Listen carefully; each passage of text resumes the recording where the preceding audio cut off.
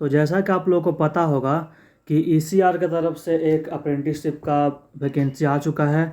इस साल पहले भी हो चुका है एक वैकेंसी, तो इस साल लास्ट में भी जैसे ही आईटीआई का रिजल्ट आया तो एक नया वैकेंसी फिर से आपको देखने को मिला है। तो 26 सितंबर से इसका आ चुका है। बहुत लोग अपना फॉर्म भर चुके हैं, बहुत लोग अपना फॉर्म अभी तक नहीं भरे हैं। तो इसका लास्ट डेट 25 अक्टूबर तक है। तो 25 अक्टूबर के रात के 11:59 तक ये लास्ट रहेगा। तो उससे पहले ही आप अपना फॉर्म भर लीजिए। तो ये रहा उसका नोटिफिकेशन। चलिए आपको बताते हैं इसमें कि नोटिफिकेशन में जो जो चीज़ दिया हुआ है सारा कुछ आपको बताते हैं। जो मेन पॉइंट रहेगा मैं उसको क्लियर कर दूंगा। तो चलिए वीडियो को स्टार्ट करते हैं। तो ये पूर्व मध्य रेलवे की तरफ से है ये। इसमें बहुत सारा डिवीज़न का इसमें फॉर्म आया हुआ है, जैसा कि आप लोग यहाँ पे देख सकते हैं। दानापुर मंडल हो गया, धनबाद मंडल हो गया, और भी बहुत सारा टोटल 8 मंडल के तरफ से 8 डिवीज़न के तरफ से यहाँ पे फॉर्म आया हुआ है। तो सबसे पहले हम लोग देखेंगे यहाँ पे कि ये फॉर्म 26 तारीख को आया है, और यहाँ देखिए 25 तारीख को ये फॉर्म जो है फॉर्म का लास्ट डेट है। उसके बाद हमारा होता है कि इसका योग्यता सूची कैसे तैयार किया जाएगा। बहुत सारे स्टूडेंट को यह रहता है दिक्कत कि योग्यता सूची इसका कैसे तैयार किया जाएगा, एग्ज़ाम लिया जाएगा, क्या लिया जाएगा। तो फॉर्म फिलअप होने के बाद चयन का प्रक्रिया शुरू किया जाता है। सभी के दस्तावेज का सत्यापन किया जाएगा। तो सबसे पहले इसका जो है चयन का विधि हम लोग देखेंगे कैसे क्या होता है इसमें। तो चयन का विधि इसका सिंपल है कि आपका कोई भी रिटन या फिर कोई सीबीटी एग्ज़ाम नहीं होगा इसमें है आपका मैट्रिक में या 10th का जो एग्ज़ाम होता है उसमें आपको 50% मिनिमम मार्क्स 50% रहना चाहिए। अगर उससे 1% या 0.1% भी कम है तो आप फॉर्म फिल नहीं कर सकते हैं इसका। तो मैट्रिक में आपका 50% मिनिमम रहना चाहिए, और प्लस आईटीआई में आप आपका पासिंग मार्क्स रहना चाहिए आईटीआई में। तो मैट्रिक का आपको 50% और आईटीआई का जो मतलब मैट्रिक का जितना आया होगा और आईटीआई का दोनों का नंबर जोड़ के उसका फिर जितना आपका परसेंटेज बनेगा उसी से आपका कट ऑफ आपका मेरिट लिस्ट जारी किया जाएगा। फिर अगला हम 5वां देखते हैं जो कि बहुत ही इम्पोर्टेंट है। 5वां पॉइंट बहुत ही ज़्यादा इम्पोर्टेंट है। बहुत लोगों के मन में एक सवाल रहता है कि क्या एक से अधिक डिवीज़न में हम अप्लाई कर सकते हैं।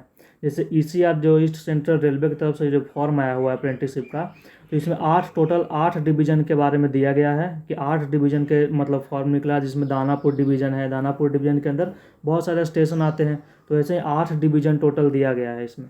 तो आपको हम डिस्क्रिप्शन में लिंक दे देंगे, आप इससे नोटिफिकेशन को डाउनलोड कर लीजिएगा और उसी में आप देख लीजिएगा आपको कौन सा डिवीज़न में आपको भरना है। आप यहाँ पे देख सकते हैं बहुत सारे डिवीज़न का दिया हुआ है, कौन कौन डिवीज़न का है सारा आप देख लीजिएगा।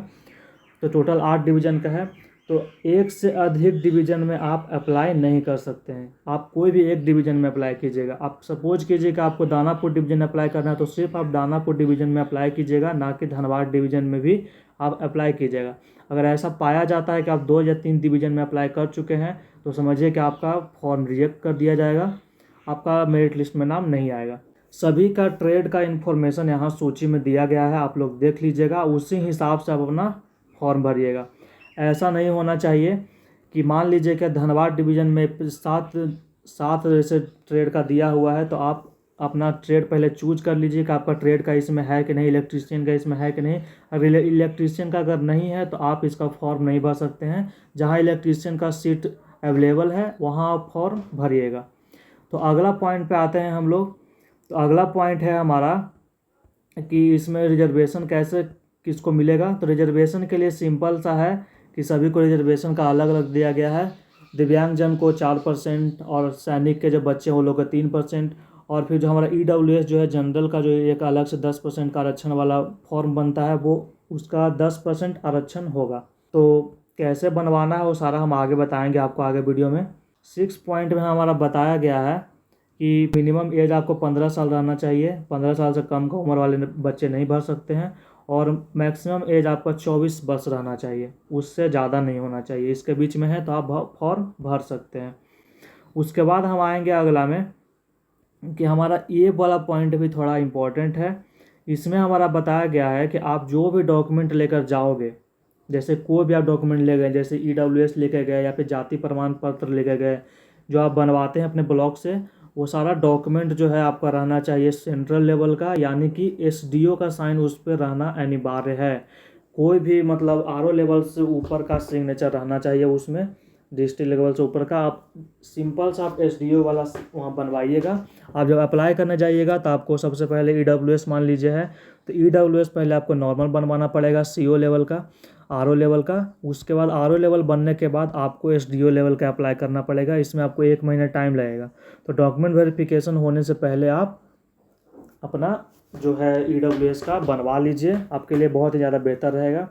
फिर इसमें बहुत सारे बच्चे का ये मतलब इसमें आएगा दिक्कत, ये बहुत सारे लोगों के दिमाग में आएगा कि भैया अभी कैसे फॉर्म भरें, अभी जैसे बना हुआ नहीं है तो SDO लेवल का।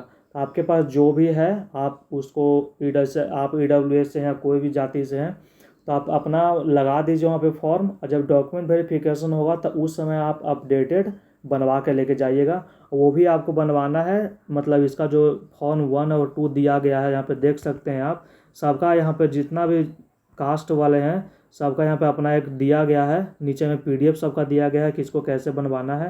तो आप नीचे आपको दिखाएंगे कैसे कौन किस सबका फॉर्मेट कैसा कैसा है, वो सारा वहीं से बनवा के लेके जाएंगे। उसके बाद हमारा आ जाइए आप अगला में कि शुल्क इसमें लगेगा, देखिए 100 रुपया आपको आवेदन शुल्क लगेगा, 100 रुपया। उसके बाद आपका जो है ये लिंक पे आप जाके आप फॉर्म भर सकते हैं। और अगर आपको लिंक खोजने में दिक्कत हो रहा तो आप डिस्क्रिप्शन में जो लिंक दिया गया है आप उससे आराम से फॉर्म भर सकते हैं। आप अपने फॉर्म को सही से फॉर्म भरिएगा, कोई भी गलती मत कीजिएगा, क्योंकि सुधार करने का ऑप्शन नहीं दिया जाएगा बाद में, एक बार पेमेंट हो जाने के बाद।